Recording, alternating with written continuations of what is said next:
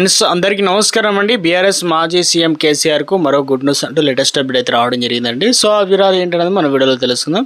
వీడియోని చివరి వరకు చూడండి, అర్థమవుతుంది. మరోసారి ఛానల్ వస్తే తప్పకుండా సబ్స్క్రైబ్ చేసుకోండి. చూస్తున్నారు కానీ లైక్ చేయడం మర్చిపోతున్నారు, వెంటనే లైక్ చేయండి. వీళ్ళకైతే వెళ్ళిపోదామండి. తెలంగాణ రాజకీయాల్లో కీలక పరిణామం చోటు చేసుకుంటున్నాయి. ఎందుకంటే తెలంగాణలో జమిలీ లేకుంటే 2028లో ఏపీలో వచ్చేసి 2029లోనే అసెంబ్లీ ఎన్నికలు అయితే జరగనున్నాయి. అంటే దాదాపుగా 26 అంటే ఇంకా 2 సంవత్సరాలు అన్నమాట. సో ఈసారి అసెంబ్లీ ఎన్నికలు 2 రాష్ట్రాల్లోని ప్రధాన పార్టీలు ప్రతిష్టాత్మకంగా నిలబెట్టుకునేందుకు అధికార పార్టీలు తిరిగి అధికారం వచ్చేందుకు గాను ప్రతిపక్ష పార్టీలు ఇప్పటికే వ్యూహాలు అమలు చేస్తున్నాయి.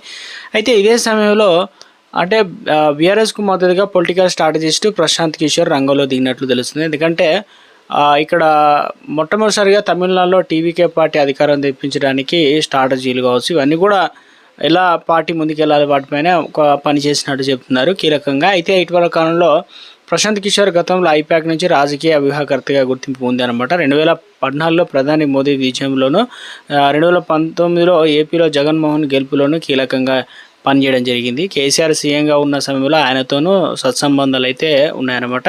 అయితే ఆయన సేవలు అందిస్తారనే అంచనాల వేళ సొంత పార్టీలో బీహార్ రాజకీయాల్లో బిజీ అయ్యారనమాట. గతంలో తమిళనాడు, పశ్చిమ బెంగాల్లోనూ స్టాలిన్, మమతకు రాజకీయంగా సహకరించారు. వారి గెలుపుకు తోడ్పాటు అందించిన ప్రశాంత్ కిషోర్ సొంత రాష్ట్రంలో సొంత పార్టీ గెలుపులో విఫలమయ్యారనమాట. అయితే 2024లో ఏపీలో టీడీపీకి సహకారం అందించారు.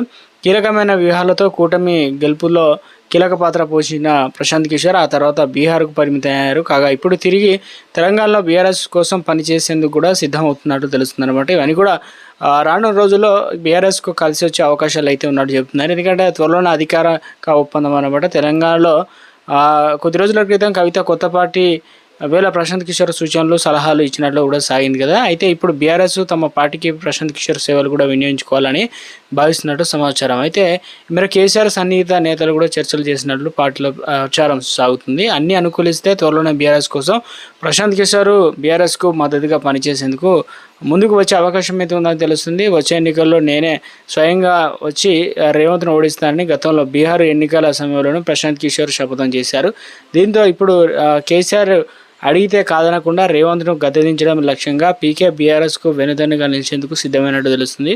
కాగా ప్రశాంత్ కిషోర్ తాజాగా పాట్నా శివారులోని బీహార్ నవనిర్మాణ ఆశ్రమంలో ఉంటున్నారు. బీఆర్ఎస్ కోసం పని చేయడం పైన అధికారికంగా 2 వైపులా స్పష్టత రావాల్సి అయితే ఉందన్నమాట.